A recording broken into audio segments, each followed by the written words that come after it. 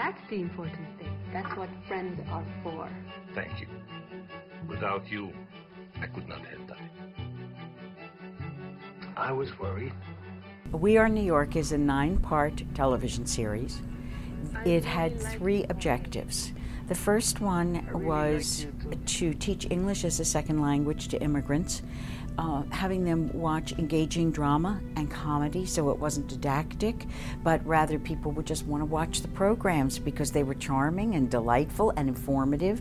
And while they were watching it, they would also learn not only good English, but good communication skills. The landlord called again.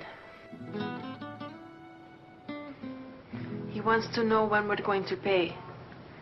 The rent is a full month late. So, what do we tell him? Well, what can we tell him? We tell him that we'll need another week to get the money. He raised the rent, but my salary did not go up. We have to pay.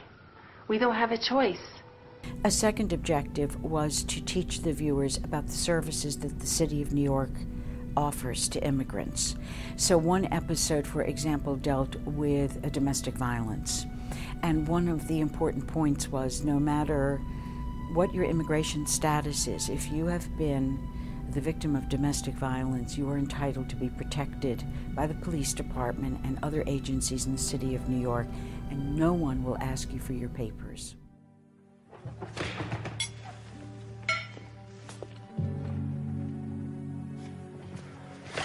You.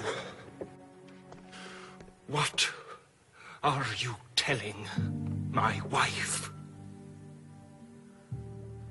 Are you trying to break up our marriage? Going to the police? You're my father. Yes. And I'm also Billy's grandfather. I will not allow you to hurt your wife and your child. This is my family. It's none of your business. You are destroying our family. Our name. No!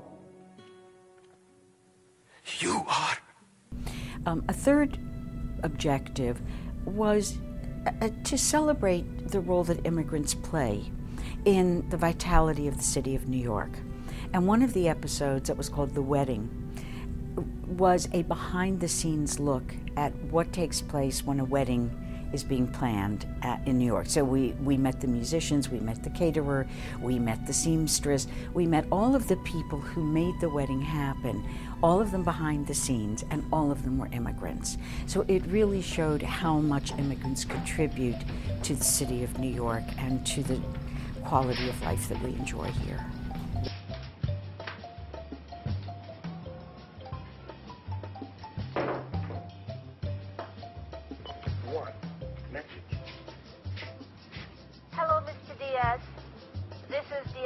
English teacher.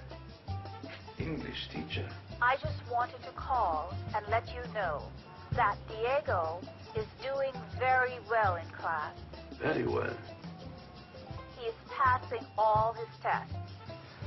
He's passing all his tests? And after he finishes high school, he wants to go to college. My team, the 3 of us, the writers, we were nominated for an Emmy Award for program writing. And just to be nominated, as everyone said, is really thrilling. So just to be nominated was absolutely fabulous. Our category was very late in the evening. And I must tell you that the longer I sat there, the more doubtful I was that we were going to win, because I was very aware that all of the other people who were nominated and winning were television professionals. This is what these people do for a living, and they do it all day long, and they've done it for years. And we were really amateurs in a way, because this was the first time we had ever done anything like this. And there were several names in our listing, and they said, and the nominees are, and they read off the names, and then they read the others, all of which were single writers. And when they opened the envelope, and you could hardly breathe, we were so excited. When they opened the envelope, they said, and the winner is, and the MC said, do I have to read all those names again? And we looked at each other and we went, oh my God, we won! Well, we were so excited. Having an Emmy statue on your mantle is a thrilling experience. It was so exciting when we won. Next day, somebody called me and said, what are you doing today? And I said, I'm doing laundry and I'm grading students' papers. You know, you do go back to the real world pretty quickly.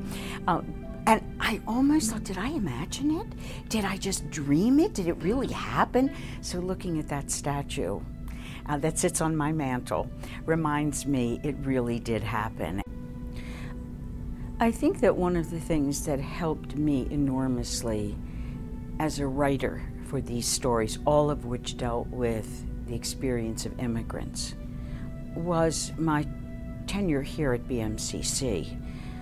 As a speech professor, I listened to student speeches and have listened to student speeches for many, many years. And hearing the stories of my students, some of them very moving, very stirring stories, really informed my writing. And I know that without that experience, I could never have written the stories that I wrote for the television series. So I know that my time here as a speech professor, listening to my students and listening to their stories for many years, has had a profound influence on what I was able to write and the experiences that I was able to draw on.